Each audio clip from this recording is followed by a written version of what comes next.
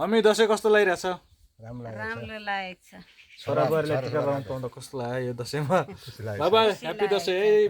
बुवा मम्मी लगायत सम्पूर्ण हाम्रो परिवार फ्यामिली लगायत समस्त आफन्तीजन नेपाली दाजुभाइ दिदीबहिनी देशमा रहनुभएका विदेशमा रहनुभएका सम्पूर्णलाई विजय दशमीको पावन अवसरमा सुख शान्ति समृद्धि उत्तर प्रगति सुस्वास्थ्य र दीर्घायुको कामना गर्दछौँ हाम्रो समस्त परिवार फ्यामिलीको बारेबाट है।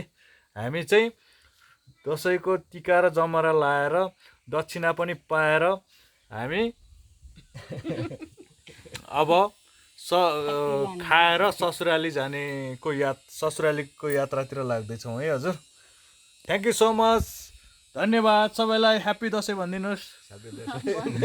ह्याप्पी दसैँ भन्नु म बाबा happy Dashain. Happy Dashain ma'am.